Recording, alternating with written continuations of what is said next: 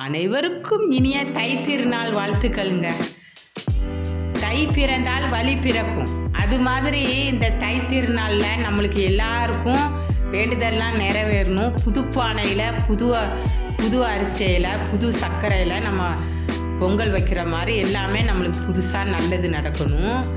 அது இல்லாமல் இந்த மாதிரி பண்டிகைலாம் எதுக்கு வரணும்னா, நம்ம குடும்பத்தாரோட வருஷத்துக்கு ஒரு முறை ஒற்றுமையாக கூடி சந்தோஷமாக இருக்கணும், 4 இடங்களுக்கு போய் வரணுங்கிறனால தான் நம்மளுக்கு அரசாங்கம் 4 நாள் விடுமுறை கொடுத்துருக்கு. காணும் பொங்கலில் நீங்கள் எல்லோரும் ஃபேமிலியோட சந்தோஷமாக எல்லாம் போயிட்டு எல்லா இடத்துக்கும் போயிட்டு வாங்க. ஒருத்தருக்கு ஒருத்தர் மன வருத்தங்கள் இருந்தாலும் இந்த தை திருநாளில் புதுசாக நம்ம தை பிறந்தா வழி பிறக்குங்கிற மாதிரி இருக்கிற பிரச்சனைகளெல்லாம் மறந்துட்டு நம்ம ஃபேமிலியோட ஒற்றுமையாக நீங்கள் இருங்க. நானும் என் ஃபேமிலியோட ஒற்றுமையாக இருக்கிறேன். அது மாதிரி நீங்களும் இருங்க. நான் மனதார சூரிய பகவானை வேண்டிக்கிறேன். சூரிய பகவானுக்கு பேசினால நானுங்க நல்லா வேண்டிக்கோங்க.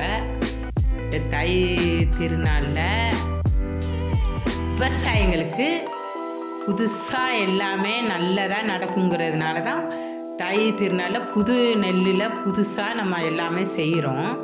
அது மாதிரி எல்லாரும் ஆரோக்கியமாக சந்தோஷமாக இருங்க. நீங்கள் எப்படி பொங்கல் கொண்டாடுனீங்க? யாருக்கெல்லாம் ஜல்லிக்கட்டு பிடிக்கும்? ஜல்லிக்கட்டு தான் நம்மளோட தமிழர் திருநாளில் பேசினால நாள். அதனால் எல்லாருமே ஜல்லிக்கட்டு பாருங்கள். காணும் பொங்கலுக்கு ஊருக்கு போயிட்டு வாங்க. சொந்த பந்தத்தை பாருங்கள். நம்மளுக்கு எப்பவும் வேலை இருக்க தான் செய்யும்.